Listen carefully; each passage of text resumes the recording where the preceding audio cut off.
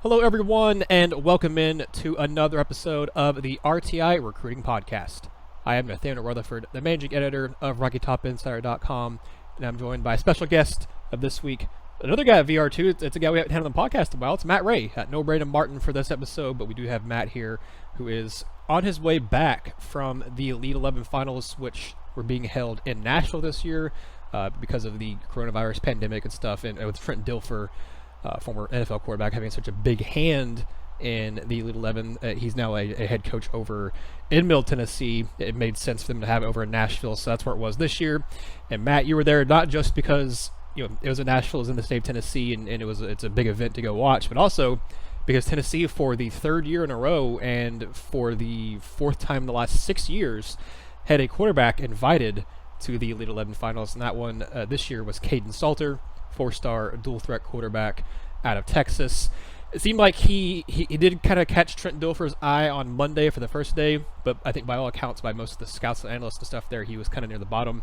Had a really good bounce-back day on Tuesday, and as we're recording this, there hasn't been the final rankings been released yet for the Elite 11, but we do have the MVP, and that is no surprise, Caleb Williams, five-star Ohio State commit. You and I were talking before we hit record here about how good he was, and you mentioned that he pretty much second only to Justin Fields, if not kind of on par with what Justin Fields did at the Elite 11. So he obviously stood out. But in your opinion, Matt, what did you take away from Kaidon Salter's performance at the Elite 11?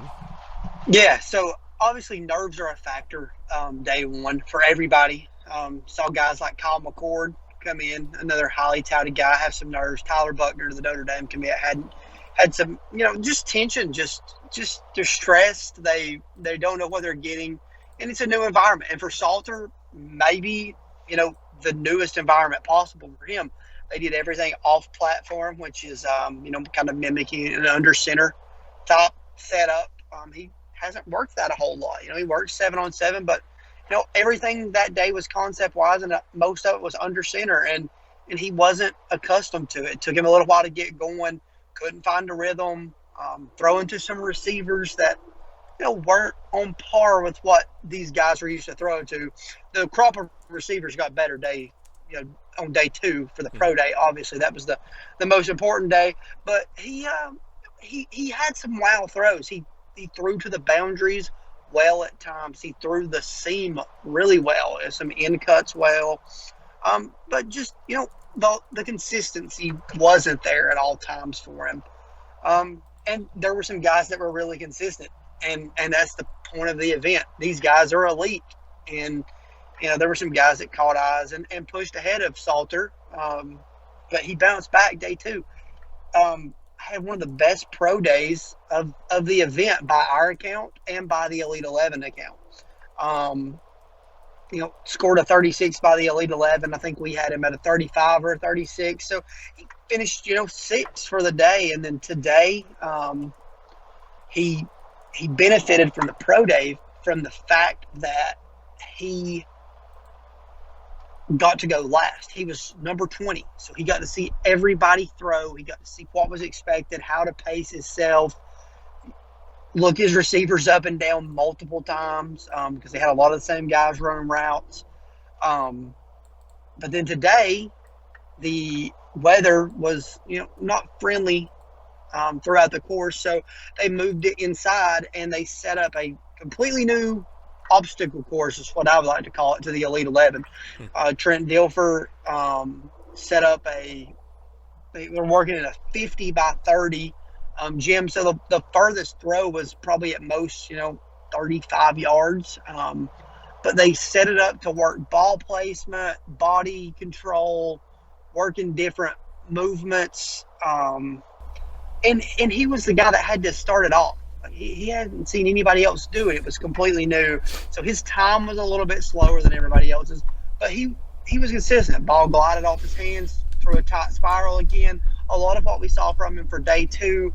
But he faded a little bit at the end, as all 20 participants did. All the guys faded.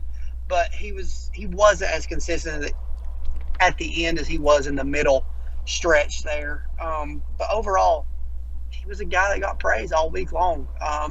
His frame, a little deceiving on tape. He's not quite how long as he looks. He's lean, a little bit compact in the upper body, narrow shoulders, but he's got the frame to hold, plenty of good weight, and that's no concern. I know had several of our readers reach out about that. That's not going to be a concern in my opinion. His mobility and his ability to add some extra weight are going to make up for that just fine. Overall, I thought Kaidon had a good 3 days of work, and he really enjoyed it, and very critical of himself, and said, hey, I didn't throw well off platform. I wasn't used to it. I didn't know what to expect, but I knew I was going to bounce back day 2, and he did. So I enjoyed watching him work as well as the other 19 guys. It was a very intensive week for those guys and very enjoyable.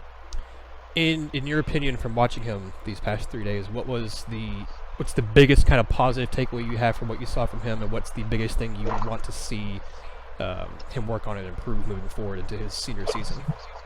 I interviewed quarterback guru George Whitfield Jr. I know you're familiar with him, Nathaniel. I know a lot of you guys that follow along are. And for me, he said what I was thinking. Pound for pound, he delivers the ball with as much velocity as anybody there. He tips a scale at 180, 182, but he's throwing like he's 205. Like he drives the ball. When he's set and he's balanced, he drives the ball. And overall, it's just, improving that different stuff, being able to work from under center, being able to go longer in events, drain, when you're drained, being able to grind that out. Just polish. I mean, he showed why he was invited to the event by all accounts, and just continuing to polish his game, work the intermediate stuff. His ability to throw to the boundaries he's special throwing to the boundaries. It's a 7 cut, the deep flag, deep corner, whatever you want to call it. He throws it really well, throws it well on the move, throws it well from a drop. But just improving footwork, like most young guys can. But from a mental makeup standpoint, he's fine. Yeah, I think for me, when I saw the film you guys put out, again, you can find them at VR2 on Twitter, Instagram, Facebook, and they're part of the Sports Illustrated family. And if you go to their Sports Illustrated site, that covers Tennessee, you can see VR2 had a piece up there that had video, like almost 2 minutes worth of his pro day stuff that Salter did on Tuesday. I think to me, one of the biggest things that stood out from that, and also watching his high school film too, was the fact that you mentioned it there, that his throwing on the run is very impressive. He does a really, really good job of on rollouts, where you're just escaping the pocket, whatever it is. He does a really good job of throwing accurately on the run, and intermediate and deep throws on the run. I think that's a very impressive trait that he has, and I would agree with you. I had a conversation on Twitter with someone who I don't know if they listen to the podcast or not, but they interact with us quite a bit on Twitter, and they're saying that they watched the film too and said kind of the same thing you said, that they like a lot what they saw there, but there's still a lot of work to be done. And I agreed with them and said, yeah, I think the biggest thing for him is working on his mechanics. As you said, his footwork needs a little bit of work.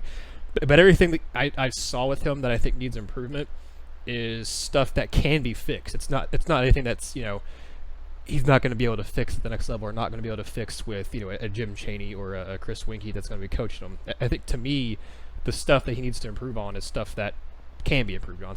It's nothing that he, is beat at birth. It doesn't have, he doesn't have the right quality, doesn't have the right talent or anything like that. I think he has it there. It's just a matter of, like you said, Matt, getting more polish on it, getting more coaching, and just getting more experience. Because, like you said, he wasn't used to throwing that way. He wasn't used to doing on the platform.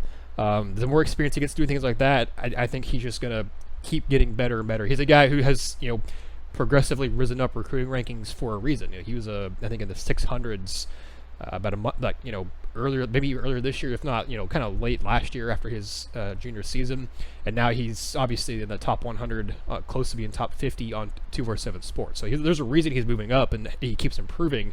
He just, Vol fans want to see that happen in his senior season, and obviously when he gets to campus. And I'm under the impression that he has all the capabilities to do that. Yeah, I agree completely. I don't think work ethic's a problem, and that's a big thing. I don't think work ethic is a problem.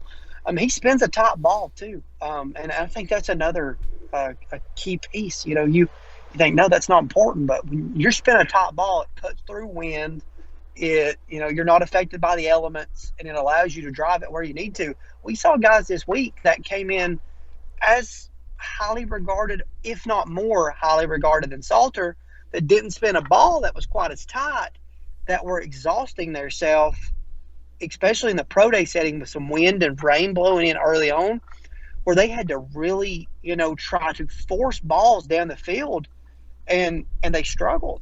And I think that's another important factor for Salter is what he does is very natural.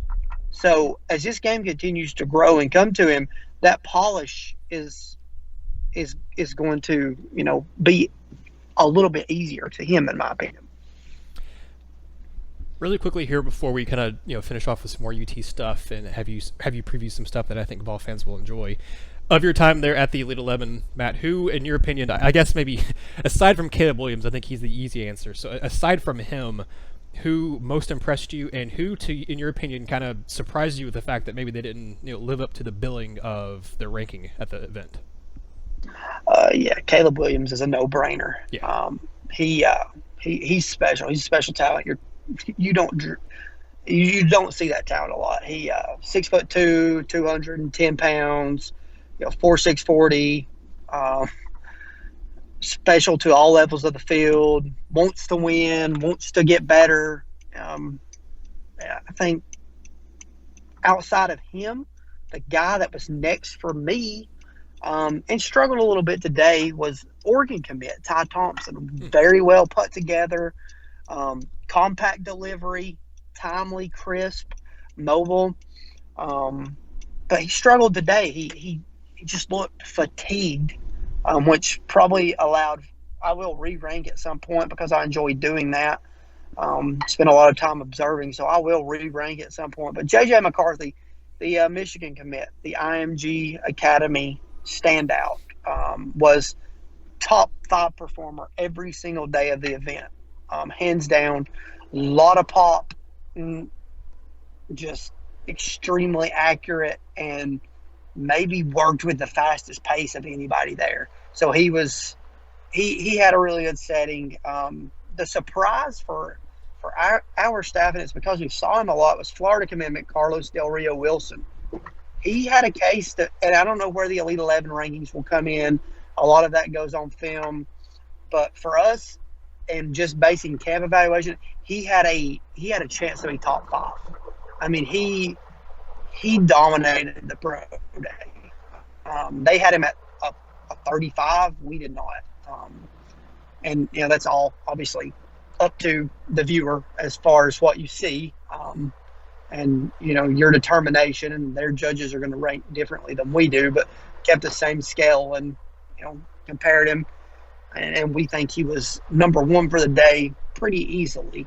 And he had another good day today and had a good day one. Probably, the guy that he wasn't ever in the top until today, and he won that event and ran away with it. But Brock Vandegrift, the Georgia commitment, just didn't pop as much as you would have expected him to. He really had a solid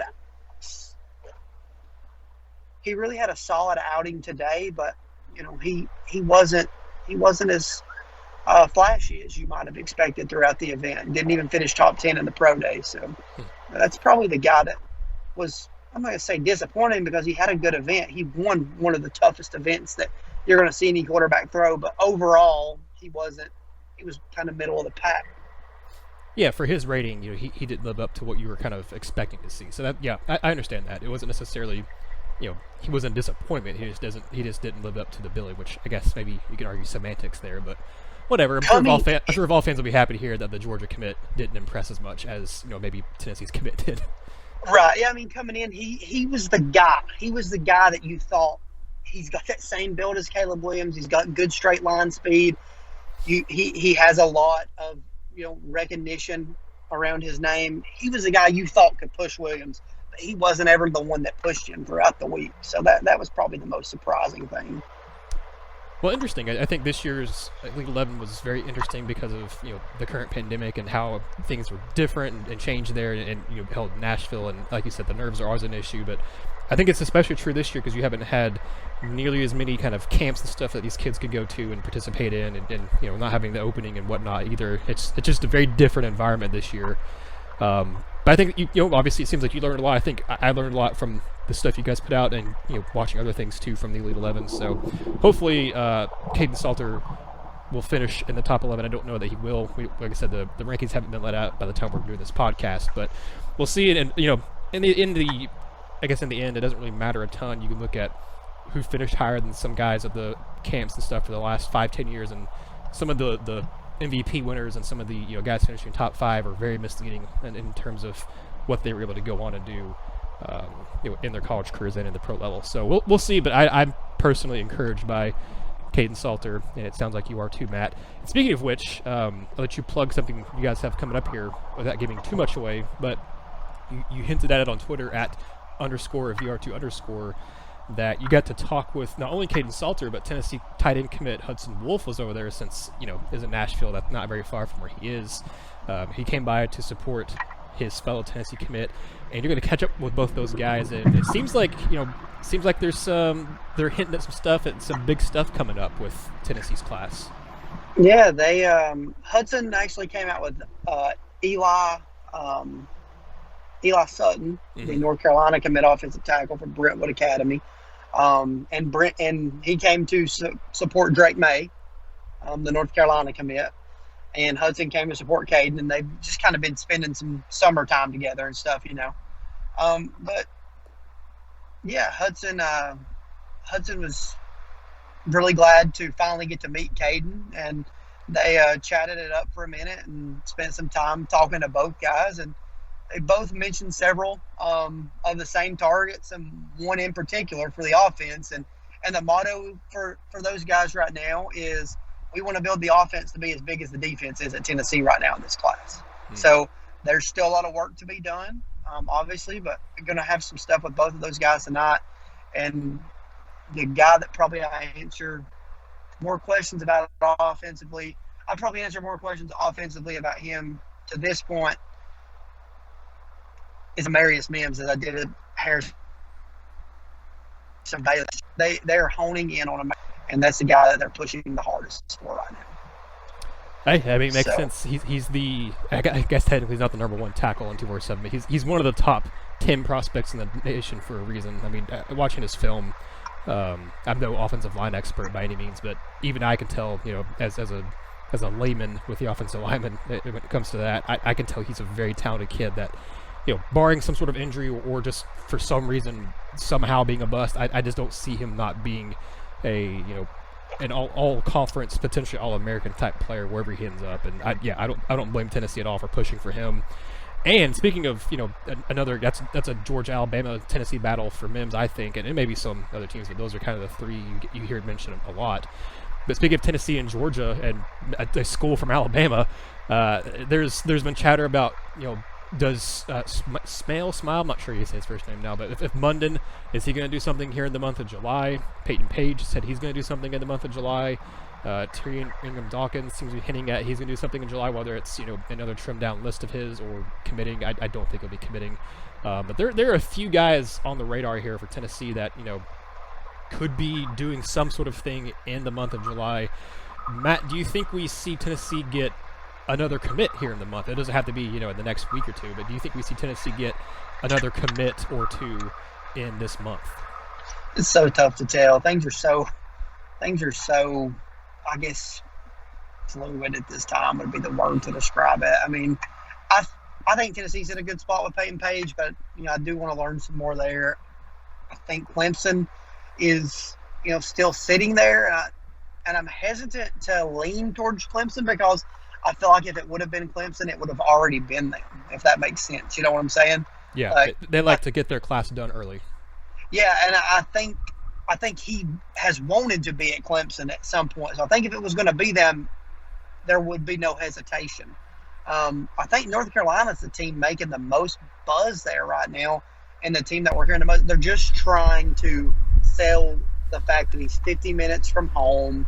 They have a ton of other in-state kids coming, and it's weighing on him a little bit. Tennessee, they've done extremely well, and it's a major position of need. So it's going to be an interesting finish. Yeah, the North Carolina this class, the 2021 class, they've now moved back ahead of Tennessee by a couple tenths of points on 247 Sports, where they're number 3 and Tennessee's number 4 now. But their class is, I mean, getting Tony Grimes, getting Drake May, Jahvari Ritzie, those are all very impressive pools. And Grimes is from Virginia, but obviously May and Ritzie being in North Carolina, the haul they've gotten from their own state.